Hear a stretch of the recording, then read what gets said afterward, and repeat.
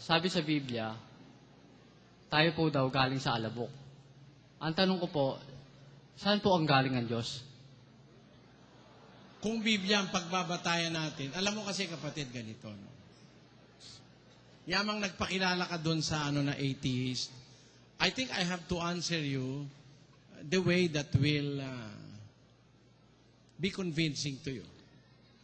Naniniwala ka siguro, merong mga bagay na hindi natin naaabot.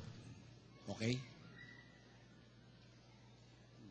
Kahit ang lahat ng tao mag-usama-sama, there are things which are unfathomable, which no human being can understand. Merong ganung mga bagay up to now. The exact measurement of the universe is up to now not known to man. Actually, the remotest object that was seen by the Hubble Space Telescope is something like 13.8 billion light years away. Napakalayo na nun. Hindi mahirap nang isipin yun eh. 13.8 billion light years is something na hindi na kaya ng, miski nga ang computer natin, hindi na kaya yun siguro eh.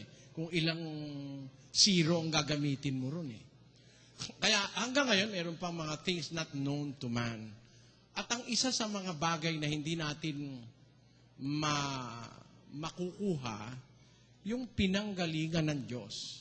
Although I believe na meron Diyos with all my heart, and I'm going to prove that, pero hindi natin masasabi kung saan ang galing ang Diyos. Kasi ang binabatayan namin, yung Biblia. Ang sabi ng Biblia, ganito eh.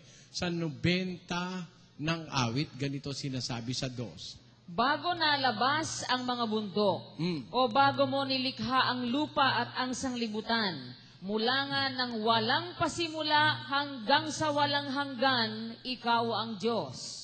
From everlasting to everlasting, thou art God. Yun ang awit ni Moises. Mula sa walang pasimula hanggang sa walang hanggan. Wala na tayong impormasyon dun sa walang pasimula. Kasi totoo naman yan eh.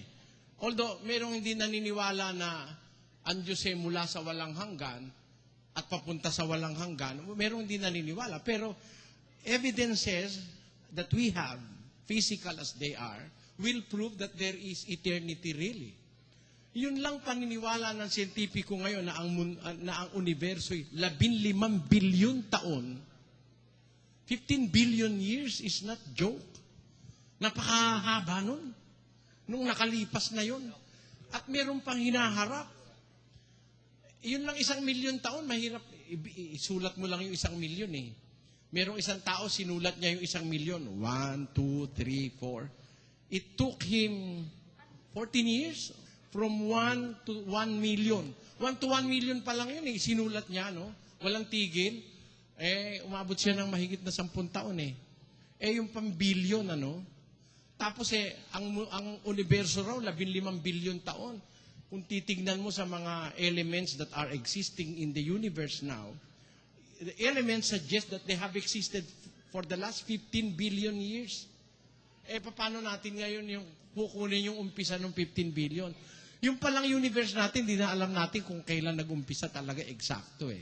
Yung pang gumawa ng universe ang malaman natin. Imposible. Kaya sabi sa Biblia, ang nagsasalita nito si Moises, nakausap niya yung anghel. Sabi niya, mula nang walang pasimula hanggang sa walang hanggan, ikaw ang Diyos. Kaya sa Biblia, kung tawagin ng Diyos, walang hanggan eh. Kasi kaya nga walang hanggan, hindi nga natin kaya yung hindi na masyadong maiisip ng tao yung bilyon eh, na mga taon. Mahirap na yun eh. Kaya ginagamitan na natin nung walang hanggan. Kasi para bang yung pag-ibig mo, pagka masyado talagang matindi, para bang ginagamit mo na yun, hanggang sa dulo ng walang hanggan. Tamo? Para bang to express the length or yung klase ng iyong pag-ibig. Sinasabi mo na walang hanggan. Pero actually, may hanggan ng pag-ibig ng tao eh. Hanggang libingan lang yun eh. Di ba? Hanggang doon lang yun. Till death do us part eh. Till death lang naman. Hindi naman kailangan doon sa kabila pa yun eh. Yun ang ibig ko sabihin. Walang informasyon sa Biblia na nagsasabi kung saan siya nanggaling at kung saan siya nagsimula. Pero nakakapagtiwala na mayroon talagang Diyos. Dahil of all these things na ginawa, wala naman tayong ibang mapapag-isipan. Sino gumawa? Di naman magagawa ng tao. Hindi mo naman magagawa yung buwan, yung araw, yung bituin, hindi mo magagawa. Sarili mo nga lang, di mo kayang gawin eh. But it is wise to believe that we are a product of an intelligent creator. Yun ang dapat natin.